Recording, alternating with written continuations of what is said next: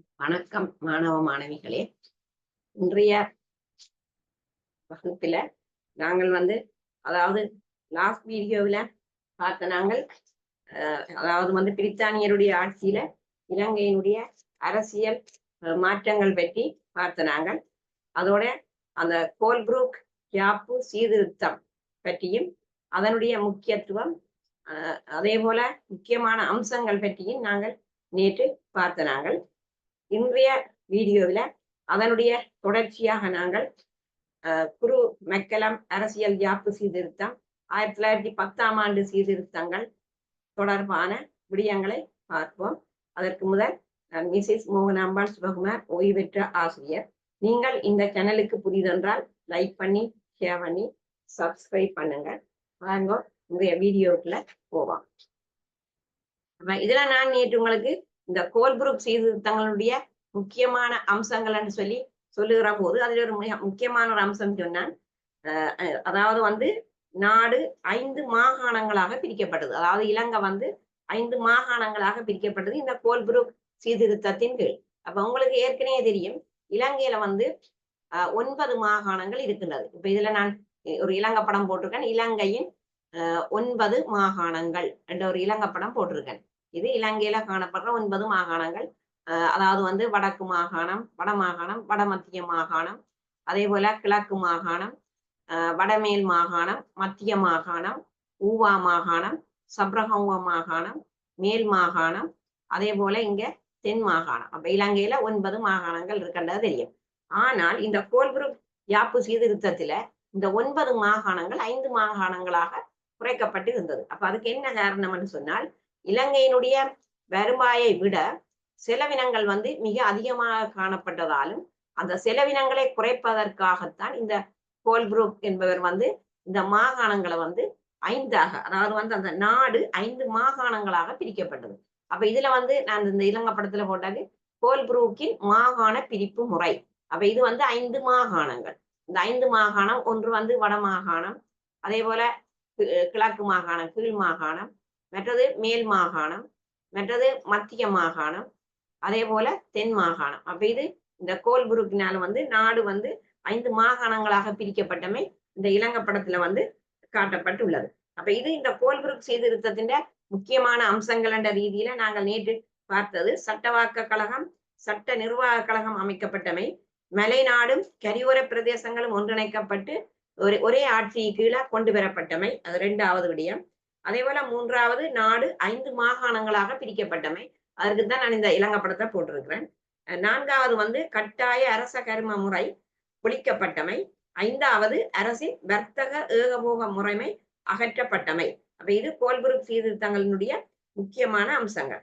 அதுலேயும் நாங்கள் நேற்று ஒரு விஷயம் பார்த்தாங்க, அந்த சட்டவாக்க கழக உறுப்பினருடைய எண்ணிக்கை இந்த கோல்ப்ரூக் சீர்திருத்தத்துல அதாவது 1833 ஆண்டு இந்த சீர்திருத்தம் கொண்டு வரப்பட்டது. அந்த சட்டவாக்க கழக உறுப்பினருடைய எண்ணிக்கை நேற்று சொன்னால் 15.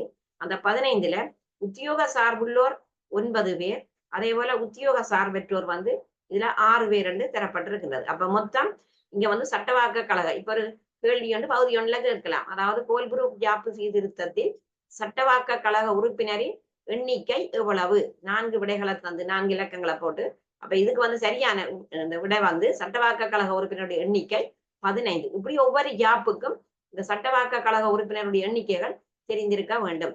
அதாவது டோனமூர் ஜாப்பு, சோல்பெரி ஜாப்பு, மேனிங் ஜாப்பு, மேனிங் டெவன்சயர் ஜாப்பு என்றெல்லாம் நிறைய ஜாப்புகள் இருக்கு.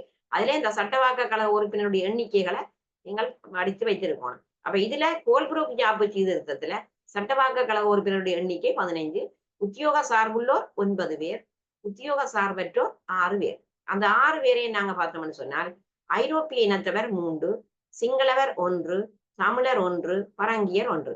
அப்ப இந்த உலகத்தையும் கூட்டித்தான் இங்க இந்த உத்தியோக சார்பற்றோர் 6 பேர் என்று சொல்லி இதுல தரப்பட்டிருக்கின்றது. ஆகவே மொத்தம் 15 பேர் இங்க தரப்பட்டிருக்கின்றது.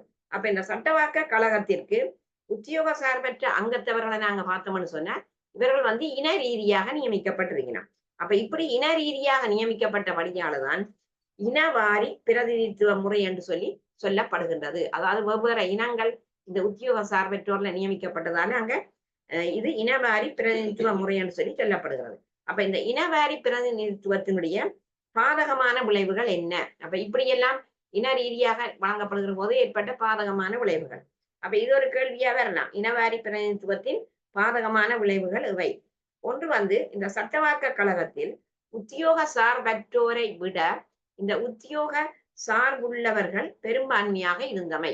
அதுதான் இந்த இனவாரி பிரதிநிதித்துவத்தின் பாதகமான விளைவு. இந்த உத்தியோக சார்பற்றோருடைய எண்ணிக்கையை விட உத்தியோக சார்புள்ளோருடைய எண்ணிக்கை வந்து பெரும்பான்மையாக இருந்தன. இரண்டாவது, பொதுமக்களை பிரதிநிதித்துவப்படுத்திய உத்தியோக சார்புள்ளவர்களிடம் போதிய அதிகாரம் காணப்படாமை. அது இரண்டாவது. மூன்றாவது காரணம், அந்த மூன்றாவது பாதகமான விளைவு, உத்தியோக சார்பற்றவர்களை நியமிக்கிற அதிகாரம் வந்து இந்த உத்தியோக சார்பற்றவர்களை நியமிக்கிற அதிகாரம் யாருக்கு இருந்ததுன்னு சொன்னா ஆளுநரிடம் மட்டும்தான் இருந்தது. அப்ப இதற்காக இந்த ஆளுநர் என்ன செய்தாருன்னு சொன்னா தமக்கு சார்பானவர்களை நியமித்தமையும் ஒரு பாதகமான விளைவு. இனவாரி பிரதிநிதித்துவத்தின் பாதகமான விளைவுல ஆளுநருக்கு சார்பானதாக நியமனங்கள் வழங்கப்பட்டமை. அப்ப எனவே இந்த ஆளுநரின் நிதி தொடர்பான அதிகாரம் இங்கு மட்டுப்படுத்தப்பட்டது. அப்ப இந்த அடிப்படையில நாங்கள் இந்த கோல்புரூக் ஜாப்பு சீர்திருத்தத்துல இந்த சட்டவாக்க கழக உறுப்பினருடைய எண்ணிக்கை 15 விடயம் பகுதி ஒன்றுல வரக்கூடிய ஒரு கேள்வி. அத மாதிரி நாங்கள் இப்ப பொதுவாக நாங்க பார்த்தோம்னு சொன்னா இந்த இலங்கையில பொதுவாக அதாவது வந்து இலங்கையில நடைமுறைப்படுத்தப்பட்ட அரசியல் யாப்பு சீர்திருத்தங்கள் அதுல நான் இப்ப படிப்பித்துக் கொண்டிருக்கிறது கோல்புரூக் சீர்திருத்தங்கள் 1833 பார்த்து கொண்டிருக்கிறான். ஆனால் இதற்கு பிறகு என்னென்ன அரசியல் யாப்பு சீர்திருத்தங்கள் வந்தது கட்டாயம் ஒரு பகுதி 2 வினாவில வரலாம். அதே போல இந்த ஆண்டுகளை ஞாபகப்படுத்தி வச்சிருந்தா பகுதி ஒன்றில் வரலாம். அப்ப இலங்கையில நடைமுறைப்படுத்தப்பட்ட அரசியல் யாப்புகள்ல ஒன்று கோல்புரூக் யாப்பு சீர்திருத்தம். கோல்புரூக் அரசியல் யாப்பு சீர்திருத்தம் இது எத்தனையாம் ஆண்டு கொண்டு வரப்பட்டால் 1833. அப்ப இதை கொண்டு வந்தவர் கோல்புரூக் என்பவர் 1829 ஆண்டு இலங்கைக்கு வந்து பிறகு இந்த கோல்புரூக் யாப்பு சீர்திருத்தம் அறிமுகப்படுத்தப்பட்ட ஆண்டு 1833. அத மாதிரி இலங்கையில நடைமுறைப்படுத்தப்பட்ட 2வது யாப்பு குரு மெக்கலம் யாப்பு சீர்திருத்தம். அப்ப இது வந்து 1910 தொடக்கம் 1912 கால பகுதி என்று தரப்பட்டிருக்கு. அதே போல 3வது மேனிங் அரசியல் யாப்பு சீர்திருத்தம் இது 1921 அறிமுகப்படுத்தப்பட்ட ஆண்டு. 4வது மேனிங் டெவன்சயர் சீர்திருத்தம் 1924 அறிமுகப்படுத்தப்பட்ட ஆண்டு. 5வது டொனமோர் அரசியல் யாப்பு 1931 ஆண்டு. அதே போல இலங்கையில நடைமுறைப்படுத்தப்பட்ட அடுத்த யாப்பு வந்து சோல்வரி அரசியல் யாப்பு இது வந்து 1947 ஆண்டு கொண்டு வரப்பட்டது. அதே போல இதற்கு பிறகும் யாப்புகள் இருக்கிறது. அதாவது வந்து இதுல நான் போடையில 1ஆம் குடியரசு யாப்பு 2ஆம் குடியரசு யாப்பு உண்டு. அப்ப இந்த 1ஆம் குடியரசு யாப்பு வந்து 1972 கொண்டு வரப்பட்டது. அதே போல 2ஆம் குடியரசு யாப்பு 1978 கொண்டு வரப்பட்டது. அப்ப அதை நீங்கள் இதோட சேர்த்து படிக்கலாம். 1ஆம் குடியரசு யாப்பு 1972, அதே போல 2ஆம் குடியரசு யாப்பு 1978. அப்ப இவ்வாறுதான் இலங்கையில நடைமுறைப்படுத்தப்பட்ட இந்த அரசியல் யாப்பு சீர்திருத்தங்கள் இப்ப பகுதி 1 வினா ஒன்றிலேயே இப்ப இந்த ஆண்டுகளையும் யாப்புகளையும் தந்து அதாவது மாறி மாறி போட்டுட்டு தொடர்படுத்தி அந்த ABCD இலக்கங்களை வச்சு நீங்கள் தெரிவு செய்கிறது. அப்ப இப்ப யாப்புகள் ஒரு பக்கம் தந்துட்டு பிறகு இஞ்சால ஆண்டுகளை மாத்தி தரது பிறகு அந்த பொருத்தமான விடைகளை அதற்கேற்ற மாதிரி தெரிவு செய்து 4 விடை கொண்டுல கீறுறது. அப்ப அதற்கு இந்த ஆண்டுகளின் யாப்புகளும் இந்த பகுதி 1க்கு வரக்கூடிய விதமான ஒரு வினாவாக காணப்படுகின்றது. அப்ப ஆகவே இலங்கையில நடைமுறைப்படுத்தப்பட்ட இந்த அரசியல் யாப்பு சீர்திருத்தங்கள். அப்ப நான் இப்ப உங்களுக்கு சொல்லிக் கொண்டிருக்கிறது இந்த கோல்புரூக் சீர்திருத்தங்களை பற்றித்தான் நான் இப்ப இதுல சொல்லி இருக்கிறேன். அப்ப இதுல வந்து நாங்கள் இந்த கோல்புரூக் முன்வைத்த சிபார்சுகள் எல்லாம் நாங்கள் பார்த்துட்டோம் முக்கியமான அம்சங்கள் என்னன்னு. அப்ப இதுல அடுத்த விஷயம் என்னன்னு சொன்னால் இந்த கோல்புரூக் முன்வைத்த சிபார்சுகள்ல காணப்பட்ட குறைபாடுகள் என்ன. அப்ப இந்த யாப்பில் ஏதோ ஒரு குறைபாடு இருந்தபடியால்தான் அடுத்த யாப்பு தோன்றியது. அது மாதிரி இலங்கை மக்களுக்கு இந்த யாப்பு வந்து எதிர்பார்த்த அளவுக்கு நன்மை கொடுக்காதபடியால்தான் 2வது யாப்பும் தோன்றியது. அப்ப இந்த ஒவ்வொரு யாப்பிலையும் காணப்பட்ட குறைபாடுகள் அடுத்த யாப்பு தோன்றுவதற்கு வழிவகுத்து இருக்கின்றது. அப்ப அப்படி என்றால் இந்த கோல்புரூக் யாப்பு சீர்திருத்தத்துல என்ன குறைபாடுகள் காணப்பட்டது. 1வது குறைபாடு என்னன்னு சொன்னால் தேசாதிபதியே அதிகாரத்தில் உயர்ந்தவராக இருந்தார். 2வது சட்டவாக்க கழகம் சட்டத்தை இயற்றினாலும் அதன் அங்கீகாரத்தை தேசாதிபதியிடம் பெற வேண்டி இருந்தமை. அது 2வது குறைபாடு. அதே போல 3வது குறைபாடு என்னன்னு சொன்னா இனவாரி பிரதிநிதித்துவ முறை காணப்பட்டமை. அது நான் இதுல என்னண்டது காணப்பட்டான்னு சொன்னா இங்க அந்த சட்டவாக்க கழகத்துல உத்தியோக சார்பற்றோருடைய எண்ணிக்கையில நாங்க பார்த்தோம்னா அங்க ஒவ்வொரு இனங்களுக்குள்ள இந்த நியமனம் வழங்கப்பட்டிருக்கு. அப்ப இனவாரி பிரதிநிதித்துவ முறை காணப்பட்டமை இந்த கோல்புரூக் சீர்திருத்தத்துல காணப்பட்ட ஒரு குறைபாடு. அதே போல 4வது நாட்டின் பெரும்பான்மை மக்களின் பிரதிநிதிகள் இடம்பெறாமை. 5வது குறைபாடு இலங்கை மக்களுக்கு எதிர்பார்த்த பயன் கிடைக்காமை. அப்ப இது எல்லாம் சுட்டிக்காட்டித்தான் இந்த இவ்வாறான குறைபாடுகள் இருந்தது. இவ்வாறான குறைபாடுகளை சுட்டிக்காட்டி போராட்டங்கள் நடைபெற்றது. அப்ப அதுல அந்த போராட்டங்கள்ல ஈடுபட்டவர்கள் அதாவது யாழ்ப்பாண சங்கம், சிலாப சங்கம், கரை நாட்டு உற்பத்தியாளர் சங்கம் என்றெல்லாம் இந்த போராட்டங்கள். அதே போல ஐரோப்பியர்களும் இங்க போராட்டங்களை நடத்தி இருக்கின்றார்கள். அந்த இனவாரி பிரதிநிதித்துவத்தில காணப்பட்ட அந்த குறைபாடுகளை வைத்துக்கொண்டு ஐரோப்பியர்களும் இங்க அந்த போராட்டத்தை நடத்தினார்கள். அப்ப இந்த ஐரோப்பியர் ஏன் அந்த போராட்டங்களை நடத்தினார்கள் என்று சொன்னால், இப்ப கோல்புரூக் சீர்திருத்தங்கள்ல சில அம்சங்களை மாற்றிக் கொள்வதற்காகத்தான் இந்த ஐரோப்பிய வணிகர்கள் போராட்டம் ஒன்றை ஆரம்பிக்கினார். அப்ப ஏன் இந்த போராட்டங்களை ஆரம்பிக்க வேண்டிய தேவை ஏன் ஐரோப்பியருக்கு ஏற்பட்டது என்று சொன்னா, அவர் என்ன செய்யணும்னா தங்களோட தோட்டத்துறைக்கான பெருந்தெருக்கள், உயர்த பாதைகள், அதே போல உட்கட்டமைப்பு வசதிகள் போன்றவற்றை மேம்படுத்த வேண்டிய தேவை ஐரோப்பியருக்கு இருந்தது. அப்ப அதனால ஆனால் சட்டவாக்க கழகத்திற்கு நிர்வாக அதிகாரம் வழங்கப்படாமையால் அதற்கான நிதியை ஒதுக்கீடு செய்வது சிரமமாக இருந்தது. அப்ப அதனாலே அந்த ஐரோப்பியருடைய தேவை நிறைவேறவில்லை. அத மாதிரி சட்டவாக்க கழக உத்தியோக சார்பற்றோர் சிறுபான்மையோராக இருந்தமை அதுவும் அந்த போராட்டத்திற்கு ஒரு காரணம். அத மாதிரி உத்தியோக சார்பற்ற அங்கத்தவர்கள் வாக்குரிமை மூலம் தெரிவு செய்யப்படாமல் ஆளுநர் மூலம் நியமனம் வழங்கப்பட்டமை. அப்ப அது அப்படியான விஷயங்கள் ஐரோப்பியருக்கு திருப்தி அளிக்கவில்லை. அப்ப இதனால என்ன செய்யணும்னு சொன்னால், இந்த ஐரோப்பியர்கள் வரையறுக்கப்பட்ட சில விடயங்கள்ல போராட்டங்கள்ல ஈடுபட்டார்கள். அப்ப போராட்டங்கள்ல ஈடுபடுறான்னு சொல்லிக்க அவர்கள் பத்திரிகைகள்ல கவன ஈர்ப்பு கட்டுரைகளை எழுதுவது, மற்றது போராட்டங்களை மேற்கொள்வதற்குன்னு சொல்லி அமைப்புகளை தோற்றுவிக்கிறது, அப்படியான சில போராட்டங்களை இந்த ஐரோப்பியர்கள் மேற்கொண்டு இருந்தார்கள். அப்ப இந்த ஐரோப்பியர் நடத்தின அந்த போராட்டத்தால தீமையான விளைவுகள் என்ன ஏற்பட்டது, அதனால ஏற்பட்ட விளைவுகள் என்ன, ஐரோப்பிய போராட்டத்தின் விளைவுகள் என்ன? அப்ப அதை நாங்கள் பார்த்தோம்னு சொன்னா, முதலாவது விளைவு ஜோர்ஜ் போலின் தலைமையில் 1865ஆம் ஆண்டு இலங்கையர் சங்கத்தை தோற்றுவித்தமை. அதுதான் முதலாவது விளைவு.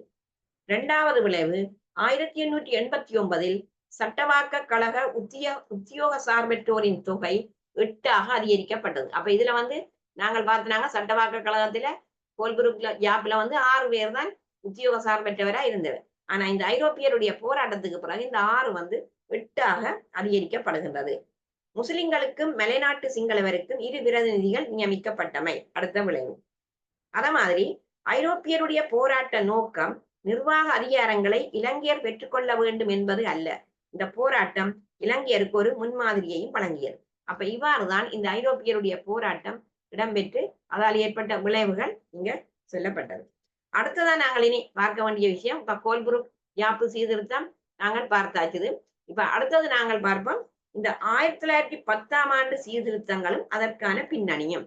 அதான் அடுத்த யாப்பு. அதாவது 1910ஆம் ஆண்டு சீர்திருத்தங்களும் பிறகு அதற்கான பின்னணியும். அதற்கான பின்னணியில தான் இந்த குரு மெக்கலம் யாப்பு சீர்திருத்தம் என்பது தொடங்குகின்றது. அந்த குரு மெக்கலம் யாப்பு சீர்திருத்தம் சரியாக அறிமுகப்படுத்தப்பட்ட ஆண்டு 1912. அப்ப இது அந்த 1910 என்பது என்னத்தை குறிக்குதுன்னு சொன்னால், அந்த குரு மெக்கலம் யாப்பு சீர்திருத்தம் உருவாவதற்கு முன்னர் ஒரு பின்னணி ஒன்று உருவாக்கப்படுது. 1910 உருவாகி இந்த குரு மெக்கலம் யாப்பு சீர்திருத்தம் அறிமுகப்படுத்தப்பட்ட ஆண்டு 1912. அப்ப இதுக்கு நாங்க அறிமுகப்படுத்தப்பட்ட ஆண்டு கடைசியாக இந்த 1912 தான். இப்ப கோல்புரூக் யாப்பு சீர்திருத்தம் 1833 நடைமுறைக்கு வந்த மாதிரி குரு மெக்கலம் யாப்பு சீர்திருத்தம் 1912 நடைமுறைக்கு வருகின்றது. இந்த 1910 அந்த சீர்திருத்தத்துக்கான பின்னணி. அப்ப இந்த யாப்பு சீர்திருத்தத்தை நாங்க பார்த்தோம்னு சொன்னால், இலங்கை மத்தியதர வர்க்கத்தினருடைய கோரிக்கை என்னன்னு சொன்னால், இந்த கோல்புரூக் சீர்திருத்தங்களால 19ஆம் நூற்றாண்டுல இந்த நாட்டின் சமூக பொருளாதார விடயங்கள்ல மாற்றங்கள் ஏற்பட்டது. 20ஆம் நூற்றாண்டின் ஆரம்பத்தில் ஒரு பழைய பிரபுத்துவ வர்க்கம் ஒன்று மறைந்தது. அப்ப புதிய மத்தியதர வர்க்கம் ஒன்று தோற்றம் பெற்று 1833 இருந்து இந்த சமூக பொருளாதார மாற்றங்களுக்கு அமைய அரசியல் துறையில பெரிய மாற்றங்கள் ஏற்படவில்லை. அப்ப அப்படின்னு சொன்னா அந்த 70 வருஷமா அது மாற்றமடையாம இருந்தபடியால ஒரு புதிய யாப்பு சீர்திருத்தம் ஒன்று அங்க முன்வைக்கப்பட்டது. அதன்படிதான் 1908ஆம் ஆண்டு டிசம்பர் மாதம் இந்த ஜேம்ஸ் பீரிஸ் என்பவர் இலங்கைக்கு வாரார். அதாவது இலங்கைக்கு ஒரு அரசியல் யாப்பு சீர்திருத்தம் தொடர்பாக ஒரு கோரிக்கை ஒன்றை குடியேற்ற நாடுகளின் செயலாளரிடம் கையளிக்கிறார். அதாவது ஜேம்ஸ் பீரிஸ் என்பவர் 1908ஆம் ஆண்டு இலங்கைக்கு வந்து அப்படி ஒரு கோரிக்கையை முன்வைக்கிறார்.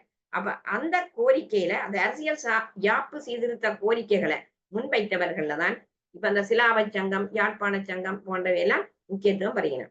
அப்ப இங்க இந்த மத்தியதர வர்க்கத்தினர் என்று சொல்லுகிற போது அவர்கள் என்ன கோரிக்கையை முன்வைத்தார்கள்? அதாவது மத்தியதர வர்க்கத்தினர் முன்வைத்த கோரிக்கைகள் என்ன? அப்ப ஒன்று என்ன சொல்லணும் சொன்னா, சட்டவாக்க கழகத்துல உத்தியோக சார்பற்றோரின் அங்கத்துவத்தை அதிகரித்தல். இரண்டாவது, இனவாரி பிரதிநிதித்துவ முறையை நீக்குவது. ஏனென்றா கோல்புரு ஜாப்ல இனவாரி பிரதிநிதித்துவ முறை இருந்தது. அப்ப அங்க இருக்கிற குறைபாடு எல்லாம் இங்க நீக்கப்படணும். அப்ப அங்க வந்து உத்தியோக சார்பற்றோருடைய எண்ணிக்கை வந்து நாங்கள் பார்த்த நாங்கள் அதாவது வந்து 6 என்று சொன்னாங்க. அது ஒரு குறைபாடு. அப்ப அதை இங்க என்ன செய்யணும்? இந்த 10ஆம் ஆண்டு 1910ஆம் ஆண்டு சீர்திருத்தத்தில வந்து சொல்லினம் என்னன்னு சொன்னா, சட்டவாக்க கழகத்தில உத்தியோக சார்பற்றோருடைய அங்கத்துவத்தை அதிகரிக்க வேணும். 6ல இருந்து கூட்ட வேணும். அதே போல இனவாரி பிரதிநிதித்துவத்தை நீக்க வேண்டும்.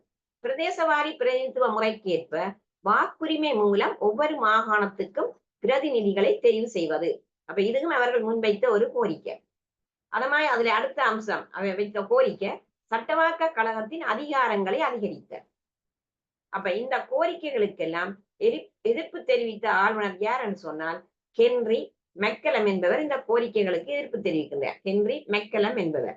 அப்ப அதனாலதான் இந்த கோரிக்கைகளை முன்வைக்கும் நபர்களோ இயக்கங்களோ பொதுமக்களை பிரதிநிதித்துவப்படுத்தாதவர்கள் என கருதியதால் இங்க வந்து அந்த யாப்பு குரு மெக்கலம் அரசியல் யாப்பு சீர்திருத்தம் என்னன்னு சொன்னா இங்க அந்த கோரிக்கைக்கு எதிர்ப்பு தெரிவித்த ஆளுநர் தான் இந்த ஹென்றி மெக்கலம். அப்ப இங்க நாங்கள் அந்த மெக்கலம் யாப்பு சீர்திருத்தம் குரு மெக்கலம் யாப்பு சீர்திருத்தம் என்று சொல்லி 1912ஆம் ஆண்டு இங்க நடைமுறைக்கு வருகின்றது. அப்ப இந்த குரு மெக்கலம் சீர்திருத்தம் வந்து ஆளுநர் ஹென்றி மெக்கலத்தின் ஆலோசனைப்படிதான் உருவானது. அப்ப இந்த குரு மெக்கலம் யாப்பு சீர்திருத்தத்துக்கு ஆலோசனை வழங்கியவர் யார் என்று சொன்னால் ஹென்றி மெக்கலம். அப்ப இவர் வந்து குடியேற்ற நாடுகளின் செயலாளரான குரு பிரபுவின் திட்டத்தின்படிதான் இந்த சீர்திருத்தத்தை அவர் மேற்கொண்டிருக்கின்றார். அப்ப கோல்புருக்கின்ற அரசியல் யாப்பு 75 வருஷம் பழமையாக இருந்தான்னு சொல்லியும் இதனால புதிய ஒரு அரசியல் சீர்திருத்தம் கட்டாயம் தேவை என்று சொல்லி இந்த குடியேற்ற நாட்டு செயலக அதிகாரிகள் அதை ஏற்றுக்கொண்டார்கள்.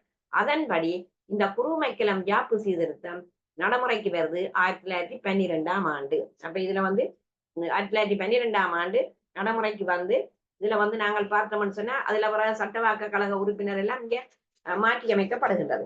அப்ப அப்படின்னு சொன்னால் இந்த குரு மெக்கலம் அரசியல் யாப்பு சீர்திருத்தத்தின் சட்டவாக்க கழக உறுப்பினருடைய எண்ணிக்கை நாங்க பார்த்தோம்னு சொன்னா 21. அப்ப முதல் கோல்புரு ஜாப்ல வந்து நாங்கள் 15 பார்த்தோம் நாங்கள் சட்டவாக்க கழக உறுப்பினரின் எண்ணிக்கை.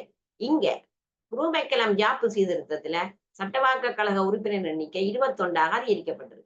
அப்ப இதுல உத்தியோக சார்புள்ளோர் 11 பேர், உத்தியோக சார்பற்றோர் 10 பேர். அப்ப இங்க என்ன செய்யணும்?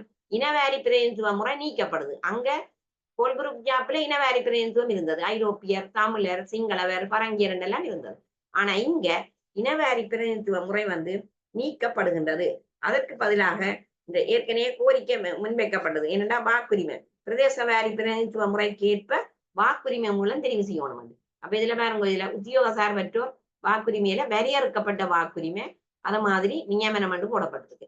அப்ப வரையறுக்கப்பட்ட வாக்குரிமையில எத்தனை பேர்? 4 பேர். அதே நேரம் இங்க நியமனம் 6 பேர். அப்ப உத்தியோக சார்பற்றோர் மொத்தம் 10. அதுல இந்த வரையறுக்கப்பட்ட வாக்குரிமை மூலம் நியமிக்கப்பட்டவர் 4, நியமனத்தின் மூலம் நியமனம் செய்யப்பட்டவர் 6. அப்ப 6 4 இதுல 10. இந்த 4 பேர் அந்த அதுல பார்த்தோம்னு சொன்னா ஐரோப்பியர் 2, பரங்கியர் 1, அதே போல இலங்கையர் 1 என்று சொல்லி இதுல தந்திருக்கணும். அப்ப ஆகவே எங்களுக்கு தெரியும் இந்த குரு மெக்கலம் யாப்பு சீர்திருத்தத்தை நாங்க பார்த்தோம்னு சொன்னால் அதாவது பகுதி 1க்கு வரக்கூடிய ஒரு சட்டவாக்க கழக உறுப்பினருடைய எண்ணிக்கை எவ்வளவு? குரு மெக்கலம் அரசியல் யாப்பு சீர்திருத்தத்தில் சட்டவாக்க கழக உறுப்பினரின் எண்ணிக்கை எவ்வளவு? 4 விடைகள் தந்தால் அதுல சரியான விட 21. அப்ப இந்த குரு மெக்கலம் யாப்பு சீர்திருத்தத்தின் முக்கியமான அம்சங்கள் என்ன, இதுல என்னென்ன சிறப்பு அம்சங்கள் இருந்திருக்கின்றது என்று சொன்னால், முதலாவது நாங்க பார்ப்போம், சட்டவாக்க கழகத்திற்கு முதன்முறையாக வாக்குரிமை மூலம் பிரதிநிதிகள் தெரிவு செய்யப்பட்டமை. அதான் இதுல போட்டிருக்கேன், வரையறுக்கப்பட்ட வாக்குரிமை. அப்ப சட்டவாக்க கழகத்திற்கு முதன்முறையாக இந்த வரையறுக்கப்பட்ட வாக்குரிமை, அதாவது வாக்குரிமை மூலம் பிரதிநிதிகள் தெரிவு செய்யப்பட்டமை, இது முதலாவது அம்சம். இரண்டாவது அம்சம் என்னன்னு சொன்னால், இலங்கையருக்காக கல்வி கற்ற பிரதிநிதி ஒருவர் தெரிவு செய்யப்பட்டமை, அது இரண்டாவது சிறப்பு அம்சம். மூன்றாவது, தொடர்ந்தும் உத்தியோக சார்பற்றோர் பெரும்பான்மையாக இருந்தமை என்றதும் அதுவும் ஒரு சிறப்பு அம்சமாக சொல்லப்படுகிறது. இந்த சீர்திருத்தத்தின்படி சட்டவாக்க கழகத்திற்கு பிரதிநிதிகள் எவ்வாறு தெரிவு செய்யப்பட்டார்கள் சொன்னா, வாக்குரிமை மூலம்தான் தெரிவு செய்யப்பட்டிருக்கிறார். அப்ப வாக்காளருக்கும் அங்க தகுதிகள் இருக்க வேண்டும், அதாவது கல்வி, சொத்து போன்ற தகமைகள். அப்ப இந்த 1912ஆம் ஆண்டு நடைபெற்ற அந்த முதலாவது தேர்தல் மூலம் கல்வி கற்ற இலங்கையரின் பிரதிநிதியாக பொன்னம்பலம் ராமநாதன் இங்க தெரிவு செய்யப்பட்டார். அப்ப இதுல வந்து நாங்கள் 1912ஆம் ஆண்டு முதலாவது தேர்தல் நடைபெற்றது. அப்ப அதுல இலங்கையருடைய பிரதிநிதியாக தெரிவு செய்யப்பட்டவர் யார் என்று சொன்னால், கல்வி கற்ற பிரதிநிதியாக தெரிவு செய்யப்பட்டவர் இந்த சேர் பொன்னம்பலம் ராமநாதன். அப்ப இவ்வளவும் வந்து நாங்கள் இப்ப பார்த்தது வந்து இந்த குரு மெக்கலம் அரசியல் யாப்பு சீர்திருத்தம். அப்ப இது நடைமுறைக்கு வந்த ஆண்டு வந்து 1912. சட்டவாக்க கழக உறுப்பினருடைய எண்ணிக்கை 21. அப்ப இதுல நாங்கள் இவ்வளவு நேரம் கற்பித்த அந்த பகுதியில வந்து ஒரு குறிப்பிட்ட சில வினா விடைகளை பார்ப்போம். அதுல இந்த வினா விடைகளை பார்த்துக் கொள்ளுங்கள். முதலாவது வினா வந்து,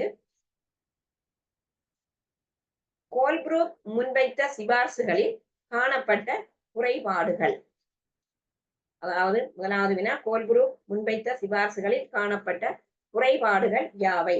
அதுல முதலாவது குறைபாடு, தேசாதிபதியே அதிகாரத்தில் உயர்ந்தவராக இருந்தார். 2, சட்டவாக்க கழகம் சட்டத்தை இயற்றினாலும் அதன் அங்கீகாரத்தை தேசாதிபதியிடம் பெற வேண்டி இருந்தமை. 3வது குறைபாடு, இனவாரி பிரதிநிதித்துவ முறை காணப்பட்டமை. 4வது, நாட்டின் பெரும்பான்மை மக்களின் பிரதிநிதிகள் இடம்பெறாமை. 5, இலங்கை மக்கள் எதிர்பார்த்த பயன் கிடைக்காமை. அப்ப இவ்வளவு வந்து இந்த கோல்ப்ரூக் யாப்பு சீர்திருத்தத்துல காணப்பட்ட குறைபாடுகளாக கருதப்படுகின்றது. அப்ப இதுல வந்து இதனுடைய மிகுதி கேள்வி வினாவிடைகள் வந்து நாளைய வகுப்புல இதுல போடப்படும். நீங்கள் அதற்கான வினாக்களை நீங்களே நேரடியாக பார்க்கக்கூடியதாக இருக்கும். இன்றைய வகுப்பு உங்களுக்கு பிடித்திருந்தால் ஷேர் பண்ணி, லைக் பண்ணி, சப்ஸ்கிரைப் பண்ணுங்க. நன்றி.